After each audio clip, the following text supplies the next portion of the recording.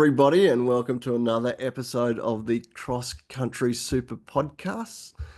And as usual, I'm joined by my co-host, Jemma Sanderson, all the way from Perth. Hello, Jemma. How are you? It's great to see you for another session. It's good to see you too, Darin. Always, enjoy our chats. So, yeah, looking forward to our chat today. Now, I have to make an apology up front. My voice isn't the best today. Unfortunately, I picked up a bug at a conference last week, so I'm struggling through. Hopefully, I'll get through it.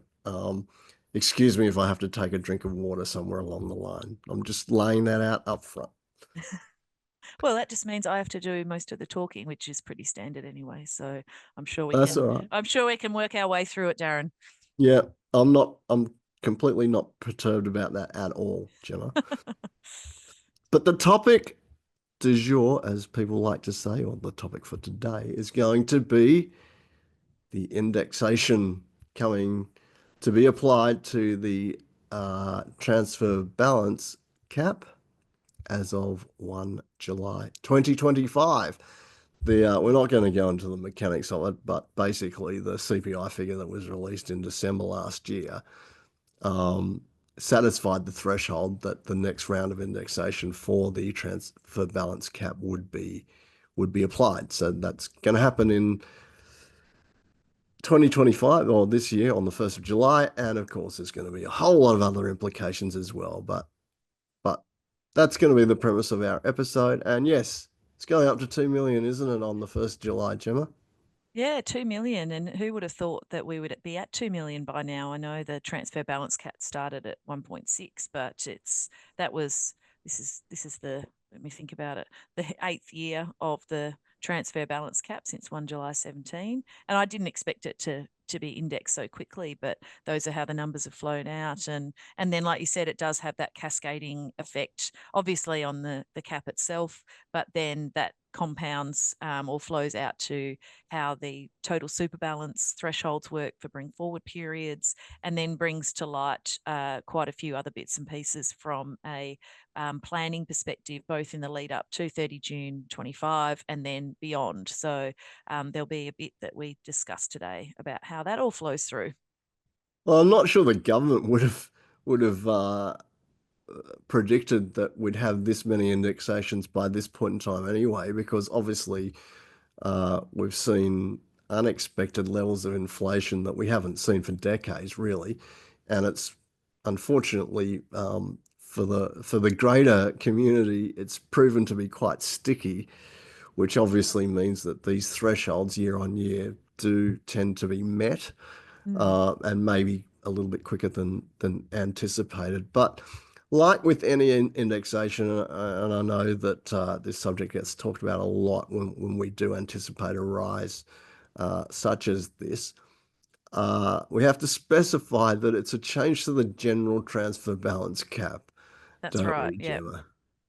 Well, exactly. So it will impact a lot of people who maybe haven't already started a retirement phase income stream. So they'll get the $2 million available. But anyone that's already been in that situation, so they started a pension, maybe it was with $1 million or it was with $500,000 or whatever that might look like, and their retirement phase pensions, then they won't benefit from the full indexation across the board. They'll get a proportionate indexed amount. So this is where it can become a little bit more complicated because everyone then has their own personal transfer balance cap. And that could be anywhere from between $1.6 million if you fully used your cap back at 1 July 17, or between that period of time and our first indexation, which I think was 1 July 2021, all the way up to just under the $2 million if you're not fully at that level. So that's can be a complicated calculation to do, especially if the person, say, started a pension with, didn't fully use it, the cap back in 2017, then they maybe made a contribution and started another pension, and that is when an indexation did occur after, say, 1 July 17, they had $500,000 in a pension. They then sold an asset. They made a non-concessional contribution. They started another pension with 330 at that time when the cap had gone up to 1.7. and then they would have had a proportionate indexation at that time. Then the cap goes up to 1.9. Say they did sold another asset or made another contribution and started another pension. And so that was in a different era with a $1.9 million. So all of a sudden, there's like layers of complexity there. Now, thankfully, the tax office does retain those records, but it is garbage in, garbage out. So if the T bars weren't recorded or reported correctly, then the issue that we have there, of course, is that then the tax office won't have complete records. So going on to the personal tax position on the tax portal for the individual themselves and seeing what their available or index transfer balance cap is a really good start. But I think that we can't 100% rely on that information because it may be based on incorrect information. And as an example, in recent times, we've encountered a couple of client matters where no T-bar has been lodged at all for that client, even though they've been in pension phase since 2005, sort of thing. So there are those incidences out there. So you've got to use it as, you still have to be critical of the numbers, but it can be quite helpful from that perspective. So what you're talking about there, Gemma, is obviously the distinction between, I did mention that the indexation's being applied to the general transfer balance cap, which is going from 1.9 million to $2 million. But all of the machinations that Gemma was talking about then means that we have this distinction now between the general transfer balance cap, which is obviously going to be 2 million as at 1 July this year, but also the personal transfer balance cap. And that's the one that SMSF members have to be abreast of and kept up to date, because that will determine the proportion of the indexation that they may be exposed to. And it's all got to do with, percentage wise, how much of the transfer balance cap at any point in time you've actually used. And of course, Gemma, this is another confusing component of it, is it's always measured on your highest That's right. transfer Yeah. balance cap at any one point in time. So I know that, and it's perfectly understandable that if people commute a pension, they might think that, oh, that's great.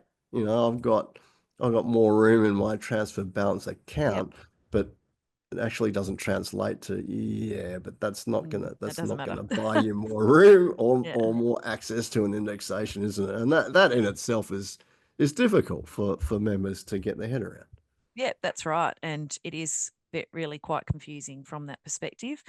We've encountered some clients, and because they've done the debit, so the transfer balance debit, they've almost got their full transfer balance cap available, and their assets have gone up in value. So if you looked at that, so their highest transfer balance credit was the 1.6, but because they've taken the partial commutations out, their available transfer balance cap is back to their 1.6, but they don't benefit at all whatsoever from any indexation because they fully used their highest ever transfer balance was the 1.6. So that's not confusing at all, is it?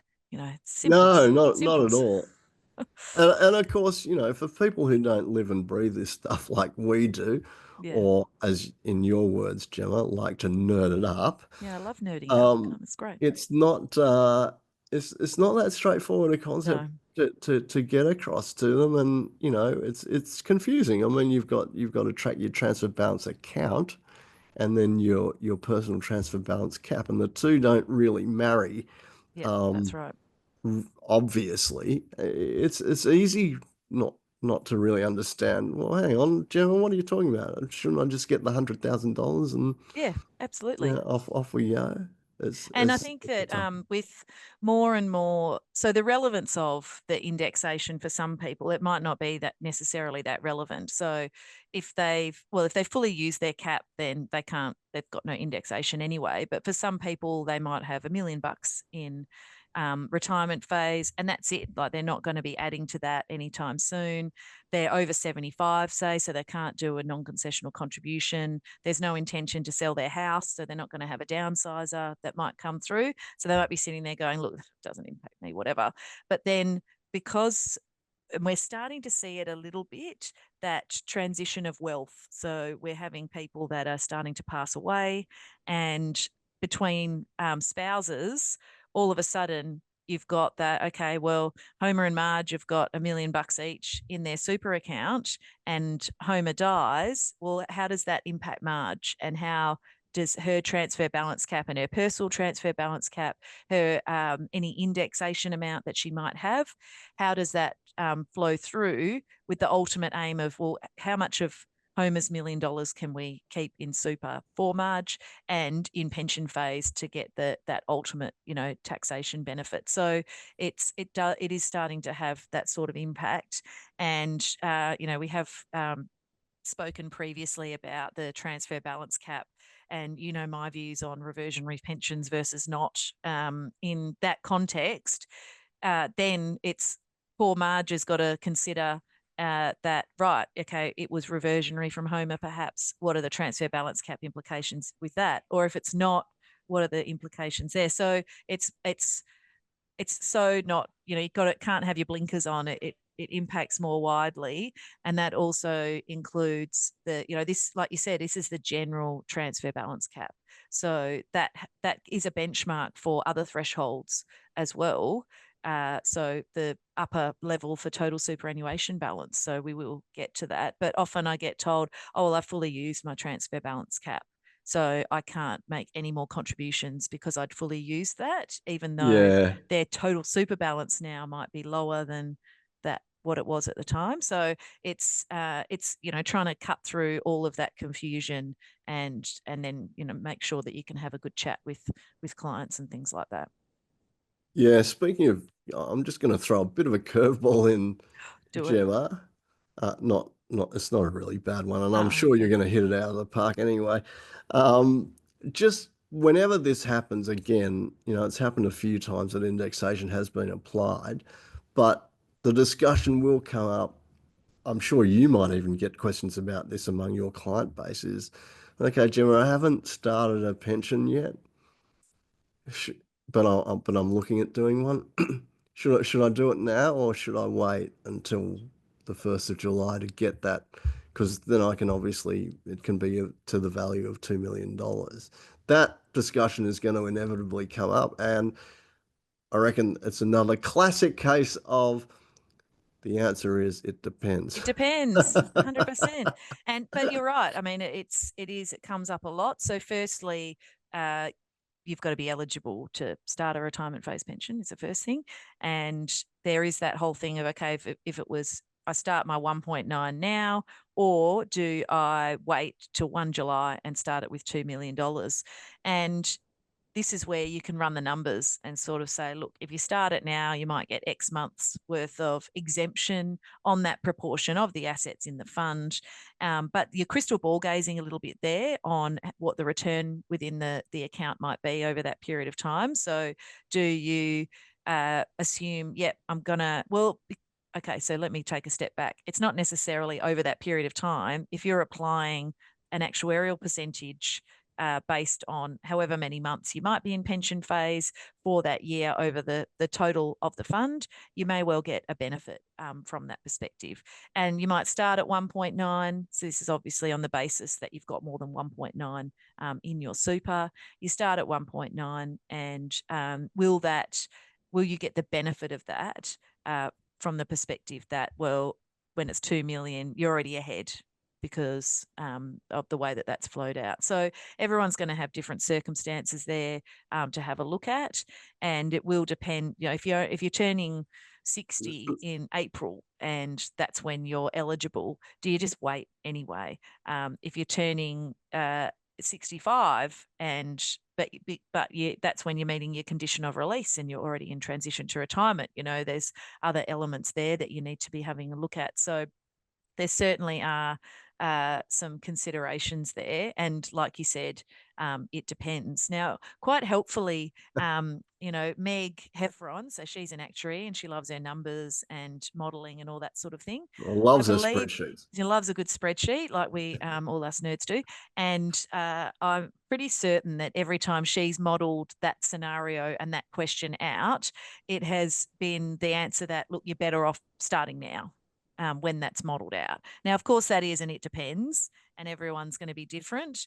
But that was a worthwhile consideration. And I know at the recent SMSF Association conference, she did look at that with how that indexation would work and modelled that out. So her modelling is pretty awesome when you have a look at it. So Yeah, again, her the her nerds. comparison, her analysis is really good because what she actually does is she compares the benefit that you'll get, simplified, of course, Yeah, but she compares the benefit you get from if you start now, the ECPI benefit you'll get in the current year, yeah. ECPI being exempt current pension income, and then she compares that to the same scenario, but if you added $100,000 worth of Mm, value to the actual pension commencement and base value.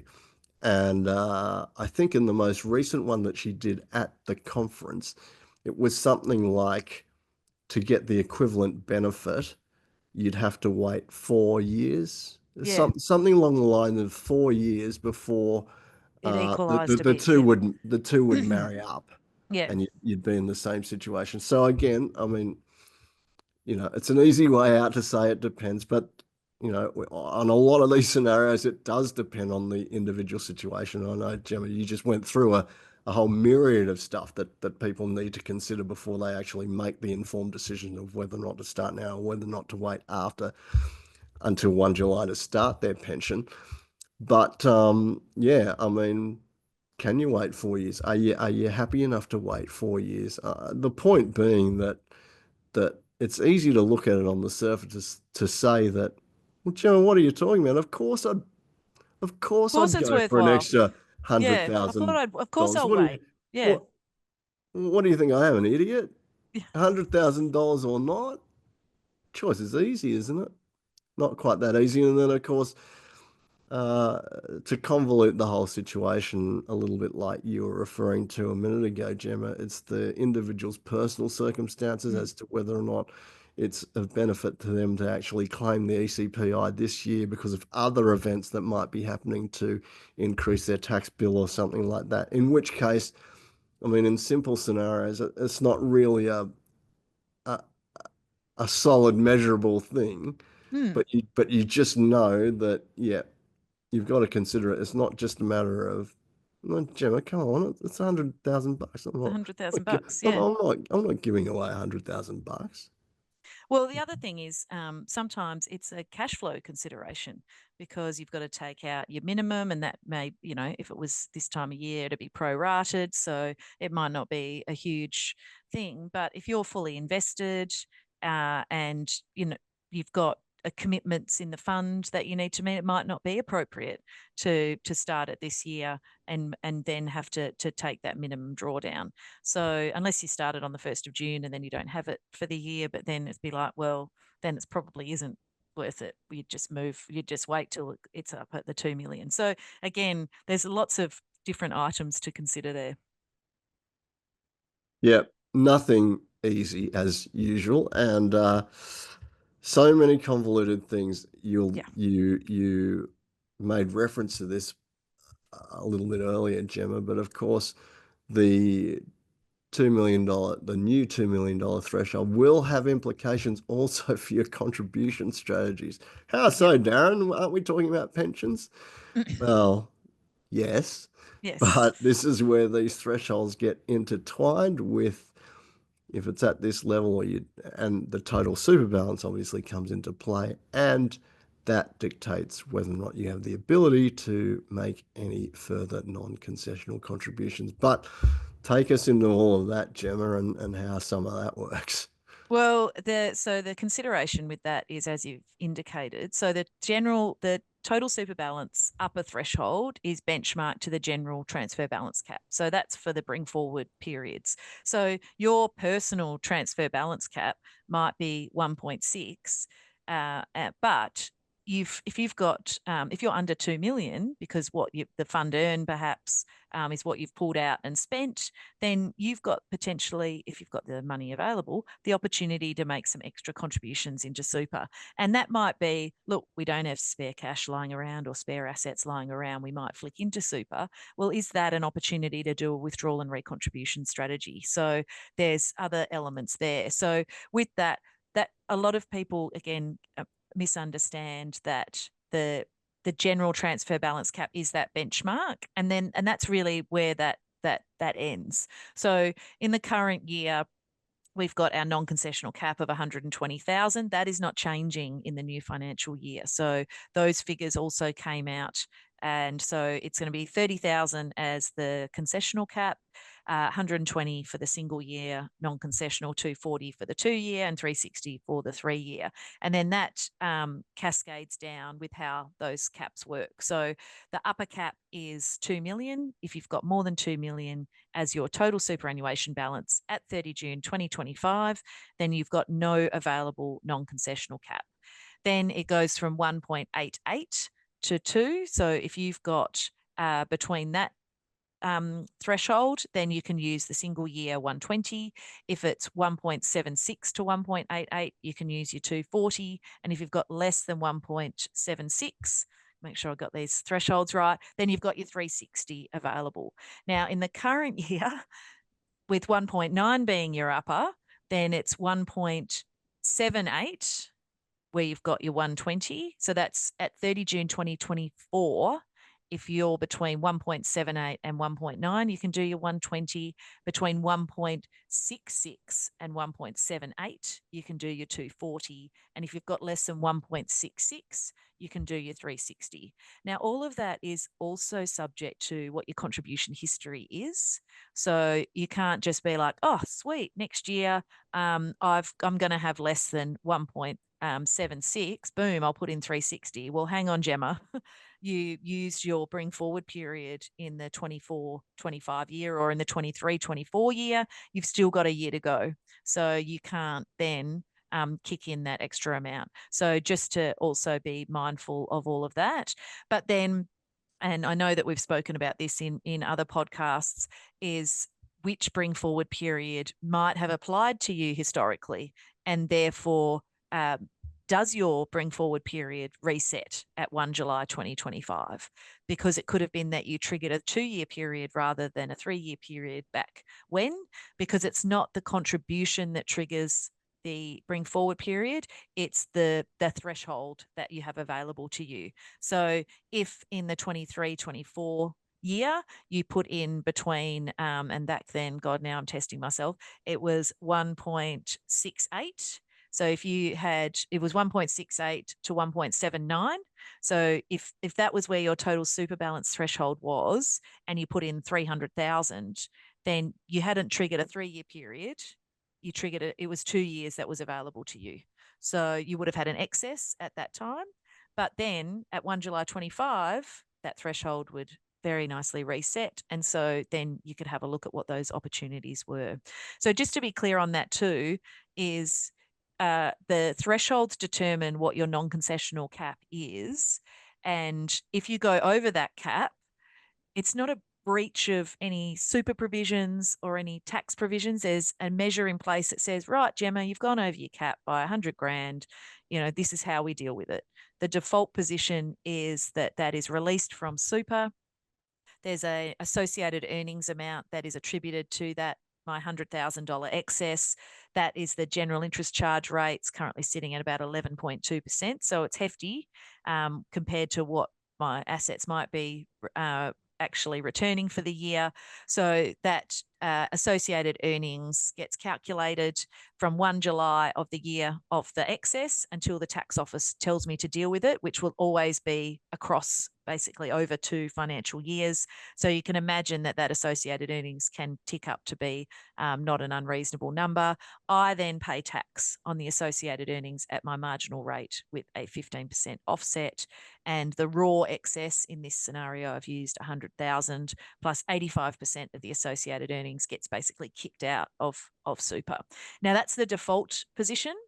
But there is one that you can actively elect, which is that the raw excess, again, in this situation, 100,000, can be taxed at the excess non-concessional contributions tax rate of 47%, which most people are not going to do. Plus, you have to actively select that because the default position is that it automatically gets, I'll say, kicked out of super from that perspective. So anyway, we digressed on excess super contributions.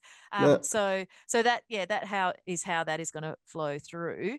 But then always at this time of the year, the considerations are, so back to transfer balance cap, do I wait and then use my 2 million? But similarly, it might be, do I wait to make a bring forward contribution? Do I wait and I'll be able to do it next year? Or do I put in 120 this year? So this is this other opportunity in the lead up to 30 June. Oh, great. I'll put in 120 this year, won't trigger a bring forward, and then I can do 360 next year. So you're almost able to put in close to $500,000 into super within a pretty, a few months space of time.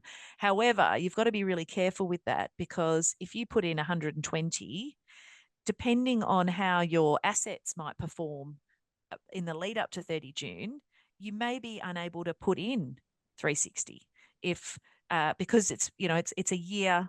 It's 30 June each year that is tested. So 30 June 24 is my test date. Let's say I had 1.5 million bucks sitting in super at that point in time. I'm like, right, I could do 360 today and I would be okay. But hang on, it's towards the end of the financial year. Why don't I do, because I've like, got loads of cash just lying around. So, that's the other consideration with all of this. Let's assume that. So I've got loads of cash lying around. I could do 120 this year and then 360 next year. Yep, let's do that. But right now, a few months out from the financial year, my account is guesstimated or estimated to be worth not 1.5, it's done really well. So it's, 1.6, 1.65 or 1.7. Okay, yep, that's okay. If I put in 120, then I'm going to be ticking over those thresholds and ticking up towards, can I actually do a 360 next year? Or is it I'm only going to be able to do 240? Or if I've had a boom and my account is worth 1.9, if I put in 120, I'm going to tick over the $2 million threshold at 30 June 25. So sit back. Okay, maybe you put in 120 right now and then you wait your time in the lead up to 30 June 25. Actually, next year, I'm not going to be eligible to put in any more money because I'm going to be over the 2 million. Let's top up this year and put in 240. Hopefully that makes sense. So it's a consideration of where that is landing, or and I'm definitely taking over all the talking here, Darin. it's The all other right. consideration is, I'm talking about the situation when I've got loads of surplus money just lying around outside super. For those people who don't, it's a consideration of, do I do that withdrawal and recontribution? So do I take out my 360 and whiz it back in? Do I take it out before 30 June and to fall below the threshold to then recontribute it? And then, why would you do that? Well, if you're the person that's in retirement phase pension and therefore that's you've got to be able to access the money is a starting point. So generally you've met a condition of release with a nil cashing restriction. Why are you doing a withdrawal and recontribution? Generally it's for estate planning purposes for the benefit of your adult children. So and then there's other considerations with the practical implications of implementing that. The easiest way to do it is cash out, cash in. But that's something else that people will need to consider as well if they're looking to implement something like that. You covered A a lot. lot of stuff there, Gemma, but it's really important. Some of the things that you just spoke about is definitely worth highlighting simply because you can just tell that the intricacy is enormous for contribution strategies. And again, people just on the surface of things wouldn't think that the transfer balance cap change would affect their contribution strategy, but these are the things that you have to take into account.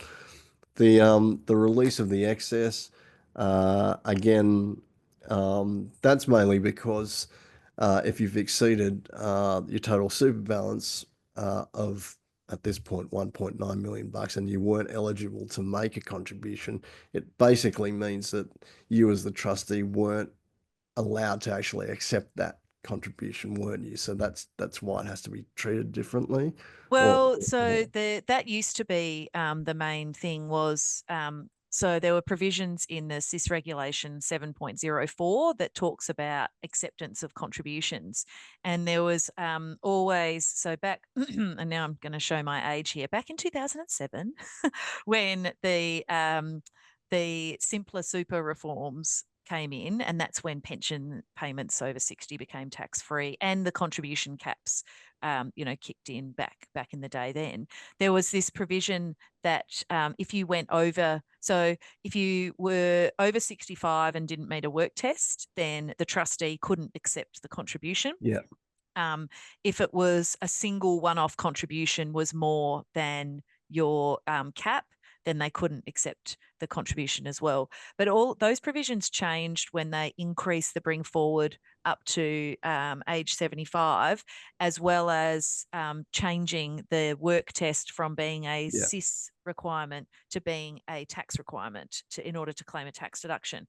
So for anyone that makes a contribution, and if they're in and they're between 67 and 75, then really the mechanism, and that ends up being in excess of their caps, then the only mechanism for that to be dealt with is through the excess release provision. So whether it's an excess concessional or an excess non-concessional.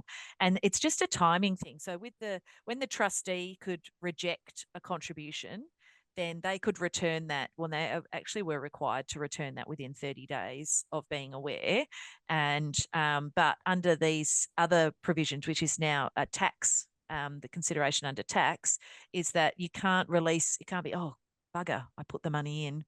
I've gone over my cap because I didn't have my 30 June 2024 financials to realize that my total super balance was over. Oh, I'll just take out the amount I was excessive. You can't do that, because if you do that, it could be a breach of the payment standards. Mm. Because I'm not eligible to access my super, I can't just pull it out, and then you still, even if you were old enough to access the money, say you were, in your late 60s, the tax office will still send a notice to say, look, Homer, you've gone over your cap. You've got to release the raw excess plus 85% of the associated earnings. And he can't say, oh, but I already took out the $100,000. That doesn't give him a credit against having to release that subsequently. So it's sort of, it delays those. So if you put in an excess now, in all likelihood, it's probably a year at best before you might have that released out or kicked out of the super fund. So it's not an immediate consideration. Yeah, obviously quite annoying having to be that patient with dealing Yeah. with an error, particularly when you pick it up, because a person who is conscious of compliance standards with their fund would their reaction would be, "Oh, Gemma, I've just realised I've made a mistake here. I want to fix it Want to fix it? Yeah. as soon as possible." I mean Yeah. that's a normal reaction, but the tax office do say no, no, no, and they have reiterated this on several occasions. You Yeah. have to wait for our notification before you can do anything. Now, yeah, I know, a bit frustrating that is, but unfortunately, that's the procedure that you've got to follow. Otherwise, again, if you don't, that can get you into another load of Of trouble. trouble. Yeah. Because if you exit the money when you're not supposed to, then that potentially can go into illegal early access Yeah. That's right. realms, Yeah. and you really And you don't want. don't want to be battling through that. And the other thing is with SuperStream, which a lot of us don't really love that much, but the release authority flows through SuperStream. So the release goes, it's not released to the individual from the fund. Through SuperStream, it gets released to the tax office. The tax office then deducts any tax that they need to, and then it comes through to the person's personal individual tax account for them to apply for to get it refunded from there. So it's not just a matter of, oh, I'll just pull it out and I'll deal with it. That process has to be followed, and so that can cause issues for some people when they think, oh well, I'll just do an off market transfer of XYZ shares of the 100,000 to Jemma to satisfy that release authority. But that's not how it works either. It's got to be in cash through the tax office, and that also can be an issue with. Again, if you're fully invested, the market goes down when you need that cash to release. So it can be even an investment consideration, because if once you become aware of it, oh, I've got to take out 100,000 plus 85% of my associated earnings, then I'm going to need 125,000 in cash sitting there to release when the tax office tells me to. And you can manage that timing a bit, like quite a bit, to be perfectly honest, because it all depends on lodgement of the tax return for the fund, the individual's tax return, and then when you get the release authority, you can just wait. You've got basically 90 days to make an election. If you make an election straight away, the tax office is pretty quick at coming through and issuing the release authority through SuperStream, but you could wait, and then after that 90 days, the default position is that it will flow through, and so that's how things progress. But again, it's really important to be aware and mindful of how that process works, and especially if it could be one of those things where a valuation comes through and you think, oh, yeah, the property in the fund's worth $1 million, but then when the actual valuation comes through for 30 June 24, it's not worth $1 million, it's actually 1.5. And then all of a sudden you've already put in your contributions, and that's how that comes through the mix. So again, it's the mechanism is there. At least it's not taxed at 95%, which was the upper tax rate that did apply back when we had 40, it was 49% when we had Medicare, 47%, sorry, 45% plus the Medicare at 2% plus the temporary budget relief surcharge of an extra 2. So it was horrendous back then, again, showing my age. I'd forgotten about all of that. Yeah, you're right. You're absolutely right about that. How quickly we forget how Yeah. some of these How some of horrendous these some of the rules have been. yeah, Yeah. how some of these impositions are horrendous. Mm. And I know we've gone a little bit off piste as usual. Yeah. As usual. Yeah. But just another point that I think you definitely made, Gemma, is that if you've already triggered the bring forward provisions, those thresholds are actually locked in. Yep. You The three can't you years. Yeah. can't Or yeah the you 3 years can't or the you 2 can't years at the say that, time. oh Yeah. no, hang on, Gemma, I heard Gemma say that these thresholds have changed as per the 1st of July. Oh, happy days. Yeah. I've got little bit more room to move. Well, actually you don't, because whenever it's triggered, it's locked in at that point, isn't it? Yep, that's right. So and especially, I mean, the contribution caps aren't being indexed, so at least that's the same. But when those contribution caps do get indexed, you don't get the benefit of that extra uptick either. It's whatever the cap was when you triggered back then that is looked at. So it's yeah, again, not confusing at all. Oh, so I mean, speaking of confusing, we have touched upon, or you have touched upon a couple of times, the fact that the contributions caps themselves aren't changing. We're really looking at the application of the transfer balance cap in the context of the total super balance, in the Yep. context of then your ability to make non-concessional contributions.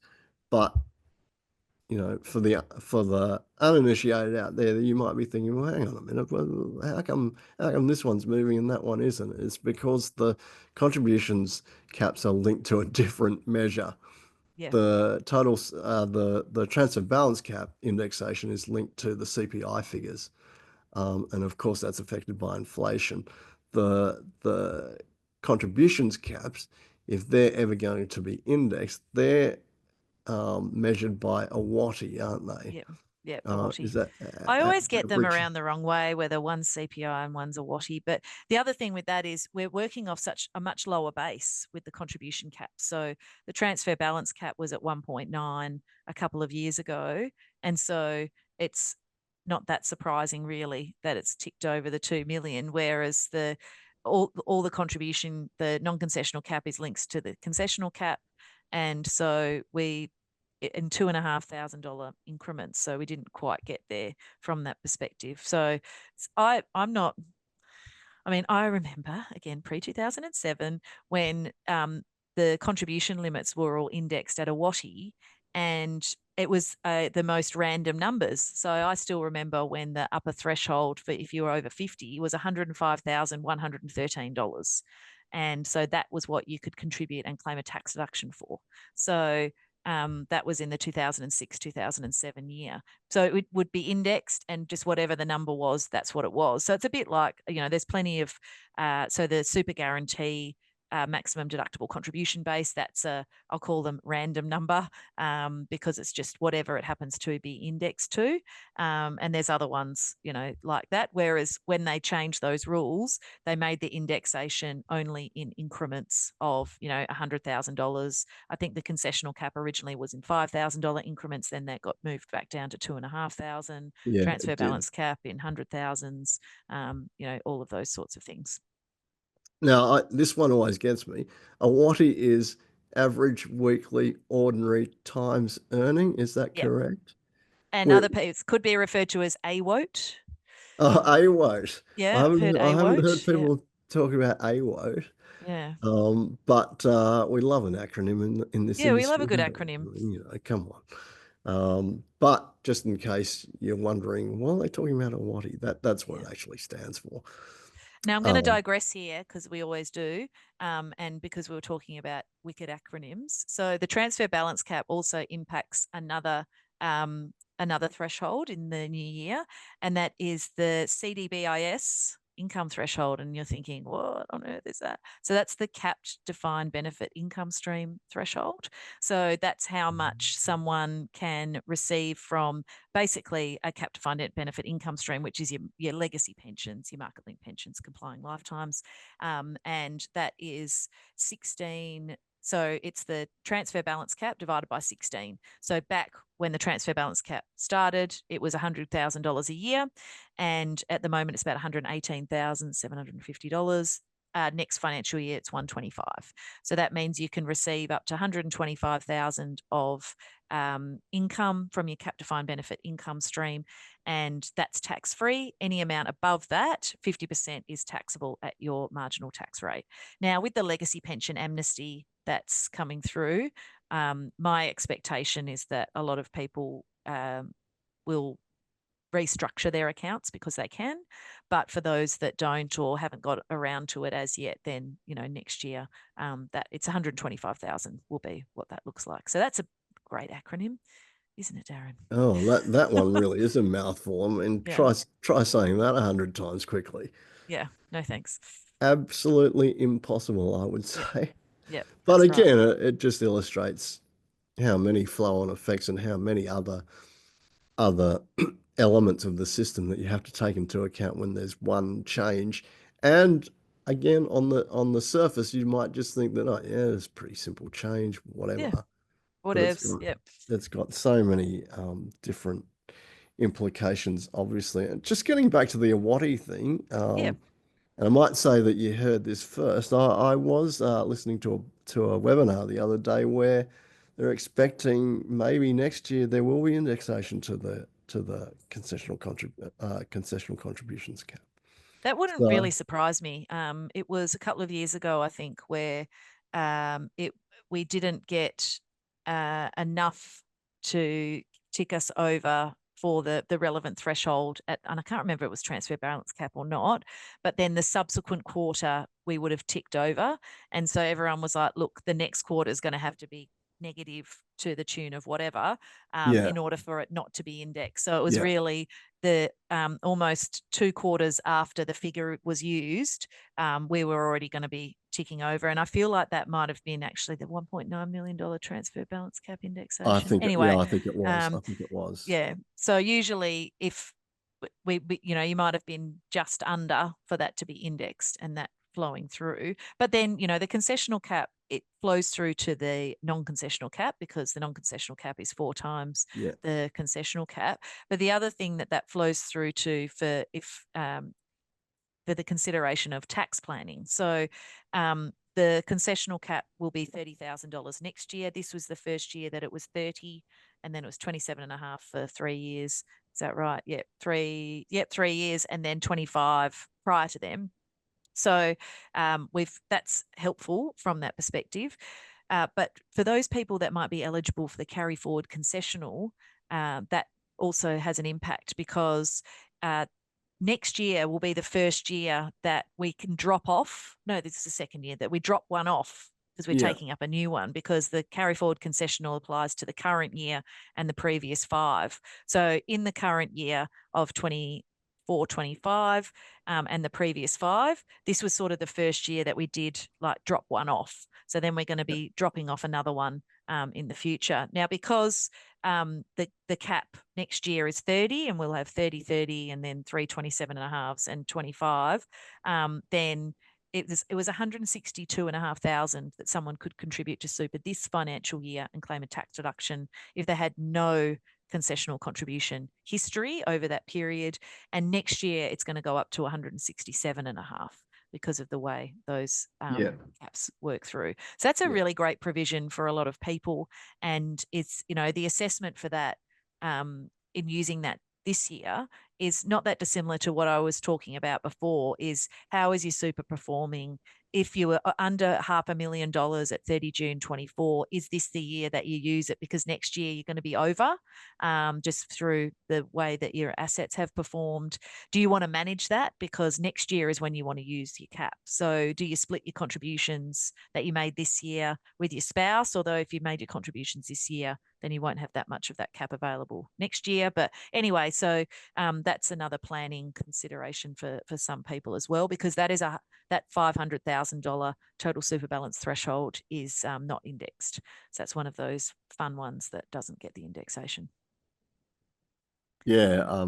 Again, complexity of the system is brilliant, isn't it? But Oh, it's gives us great. something to talk about. And I might be bold enough to say, if you're listening to this podcast, you might have heard it first that we're anticipating the indexation of the concessional caps next year. So just hold on to that one and remember where you heard it first. Well, the other thing with the indexation is, chatting to a few people at the SMSF conference, is the general sort of consideration is that the transfer balance cap may well be indexed each year. Just with the way things are happening, it's now off that higher base. And so as CPI increases, then we may well expect that every year that's going to tick up. And, that's super fun for the industry, every year having different thresholds to consider. And then because the previous year's thresholds, anyway, keeps us in a job though, Darin, doesn't it? It is, but you do have to temper it by saying that the government does have a discretionary power, doesn't it, to say that they won't actually implement indexation. We haven't seen it yet, No, we haven't. but it's always sort of lurking in the background, I suppose, and it hasn't had to, I suppose, because it's not something that year on year is just up, up, up, up, up. But if we do get to a situation where it is year on year increase, increase, increase, increase, then maybe that discretionary power might be used. Can't predict the future as far as that goes, but it is something to keep in mind, that it's not always necessarily just an automatic trigger that the indexation is implemented. But that was one of the biggest criticisms of the $3 million tax or threshold, was that it wasn't indexed, because you can see with indexation, it does climb up, and it's not too bad. And, it's $2 million now. So for a lot of Australians, that's more than they would ever think they would have in super. So it's, from that perspective. But with the $3 million not indexed, a big criticism. And don't get me started on thresholds that haven't been indexed since, Adam was a boy. Just the whole CGT $500,000 that hasn't been indexed since since I've been in practice.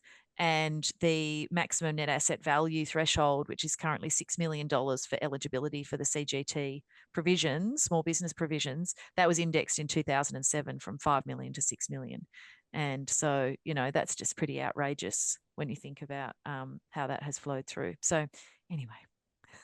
But it is something that needs discussing, because if you have any presentations on this subject, and no doubt there will be numerous going into 1 July and beyond 1 July, there will always be a stipulation of the hard-coded thresholds that do not change. That always comes up as a topic of conversation. Again, that is another one of these things where logically you might think, oh, but that doesn't really marry. Like, why do they do it here and why don't they do it there? I don't really understand that.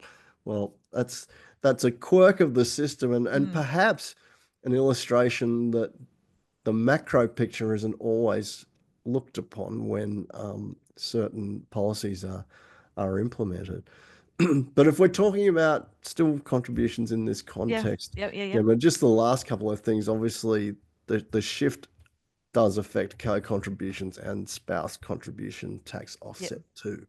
Yeah. So just, the upper threshold, if you're over the 2 million, you're basically ineligible for those. So, they're good kicks if you can well, the spouse contribution, it's really, you're looking at that from the perspective of the spouse's own caps, and then the Yeah. co-contribution. You can't make a non-concessional contribution if you're over the 2 million, so then you're not going to get the co-contribution from that perspective. So, I mean, those are reasonably logical, but again, worthwhile considering, and yeah, in the context of it all. Reasonably logical. I That's know, I that's can't not believe a I said that. that's not a term that we use often in these podcasts. I know, If right? something's reasonably What was I logical. thinking? What was I thinking? Common sense. What's that? I don't know. I don't know, Darin. Don't know Oh, where that came super from. super policy and common sense. I mean, Yeah. come on. I would actually say that it's more about, and I'm working in a Star Wars reference here. Oh yeah, yeah, yeah. Come on then. It's Yep, come more on. about Jedi mind tricks Yep. than simple logic or The common vibe. The sense. vibe. I know that's the castle. Sorry. No, that's Mixing that's all right. That's not all my pop culture references. that's an iconic Australian movie Yeah. that fits in as well. But it's not Yeah, it it's does not fit in. it's not standard Simpsons or Star Wars that we usually try and work in on these podcasts. So we've Yeah. achieved our goal today. Yep, we have indeed. In And then in the where you touched on it earlier, one of the hard coded thresholds that we always have to consider is the Division 293 tax threshold, the yes, 250,000, and especially if you're looking to use the carry forward concessional cap. So if you're using that, then if you're going to go over the Div 293 threshold, then because your cap is that higher amount of whatever it might be, then that is also subject to Division 293 tax. And there was a case recently where someone contested that through the AAT, basically saying, and I think it was a top up contribution that was made by their employer because they had been underpaid, and that because they had some unused cap that just used up some of that cap, and then it was subject to Division 293 tax. And so their argument was, well, I didn't elect for it to form part to use my carry forward concessional, and therefore it should be treated as an excess and the flow on from there, and not subject to Div 293 and refunded. And the outcome of that, once again going completely off piste here, the outcome of that was, well, look, it's not a provision that you elect. It applies if you're eligible for it. So you're eligible for it. So sorry, it's you're using your carry forward concessional, and that's what your cap is. So anyway, once again, yeah, digressed. good argument, but the Yeah, plaintiff got a nice try but no cigar response yeah. Unfortunately, that's right. That's from right. the AAT, and that was actually, I remember reading about this case. It was actually pretty intricate, with Yes, it all the was. Yeah. explanation about, oh, this is what happened, that is what happened. But unfortunately, he didn't get the result. He didn't get the Mm. result that he wanted to. But it was a good try. He had a ping at the stumps. Unfortunately, he missed. Yeah. Yeah. but it was, like you said, was a good try. So I think that the indexation of the transfer balance cap, always, anytime something's indexed, there's always opportunities there. I feel like some of the bigger ones are that flow on the general transfer balance cap, total super balance, and how that chocks down with bring forward periods. Withdrawal and recontributions have really become a like an almost ongoing and vanilla-ish sort of strategy for those in the lead up to 75, with that the intention of managing some estate planning considerations there, and with the practical side of how that is implemented being factored in. And you've always got the consideration of, well, if you transfer balance cap, if you do get the benefit of that indexation, if you're making contributions because you're eligible as well, starting new pensions to move it all into tax exempt, downsizer contributions, being able to move those into new pensions, having that little bit of cap space if someone dies is always, the more you want to keep in super, the better, is generally what the intention is from that perspective as well. Yeah, 100%. Anyway, Gemma, it's come to that time of the podcast where we've run out of time again because we've had so You much knew fun we never run out discussing. of time. Yeah, I know, I know. I mean, we could keep talking about this until the cows come home, Totally. Yep. but we're not going to do that because No.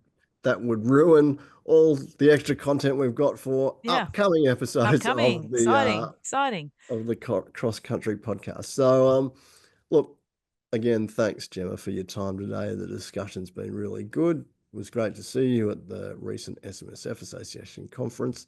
Yeah. Cracking And conference that was. look, It was plenty real of good. topics to cover in future episodes. But thanks for your time today. And as usual, it's been a great chat. Yep. Like I say, Darin, I always love our chats. They're just, we go off piste and all that sort of stuff. But hopefully, people get something out of it, and it helps in their practice. So I shall see you next time. Yeah, we are pretty good at going off piste. Look, thank you also to my production team for putting these podcasts together. Obviously, they upload and do all the editing. So thank you very much to Vicky and to Alex for that. And don't forget, if you are enjoying our content and this podcast on YouTube, please hit that like button and subscribe to the channel because that really, really helps us. But until next time, again, we hope you've enjoyed the podcast as much as we've enjoyed bringing it to you. And we hope to catch you the next time we do an episode of the Cross Country Super Podcast. Until then, have a great day, and we'll catch you next time.